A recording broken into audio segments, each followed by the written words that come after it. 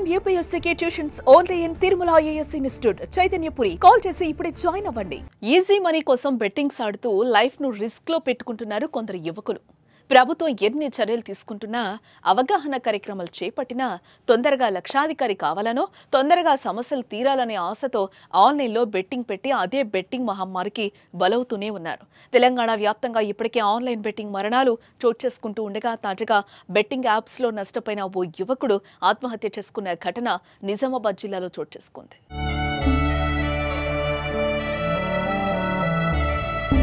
నిజామాబాద్ జిల్లా ఆకులకొండూరుకు చెందిన ఆకాష్ అనే యువకుడు జీవనోపాధి కోసం పెట్రోల్ బంకులో పనిచేస్తూ కుటుంబానికి ఆసరాగా ఉంటున్నాడు. ఇదిలా ఉంటే తక్కువ సమయంలో ఎక్కువ డబ్బులు సంపాదించాలనుకున్నాడో లేక ఈజీ మనీకి అలవాటు పడ్డాడో తెలియదు, కానీ కొందరు స్నేహితుల ద్వారా బెట్టింగ్ యాప్స్ గురించి తెలుసుకున్నాడు.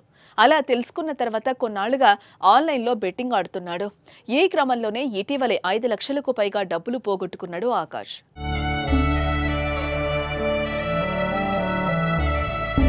ఇక పెద్ద మొత్తంలో డబ్బులు పోవడంతో తీవ్ర మనస్తాపానికి గురయ్యాడు ఆకాష్.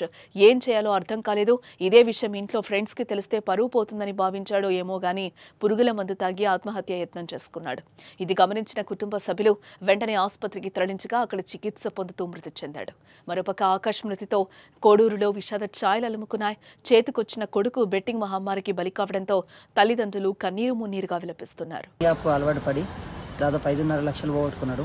ఆ 5.5 లక్షలు కూడా బయట నుంచి అప్పు తీసుకొని ఫోన్పేలు వేసేసి డబ్బులు యాప్లో పెడుతుండే.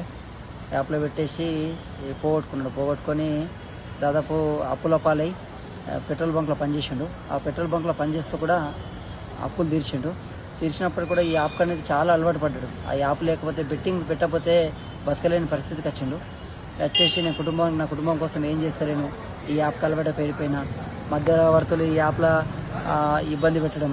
ఆ పరిస్థితుల వల్ల ఏం చేసిందంటే లాస్ట్కు ఎమర్జెన్సీ గడ్డి మందు తాగిన తర్వాత అతన్ని ప్రగతి హాస్పిటల్కి తీసుకెళ్ళిన తర్వాత దాదాపు ఒక 10 రోజుల పాటు చికిత్స అందించుకొని చివరి క్షణం వరకు మంచిగానే ఉండే.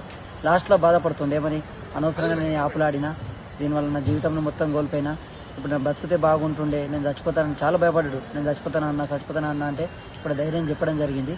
కానీ ఆపాటికే పరిస్థితి చేయదాడిపోయింది. అతనికి భార్య పిల్లల గురించి ఇప్పుడు ఆలోచిస్తుండు చనిపోయే మూమెంట్లో, కానీ చేయదాడిపోయింది కాబట్టి పరిస్థితి నిన్న 4 గంటల సమయంలో అతను మరణించడం జరిగింది.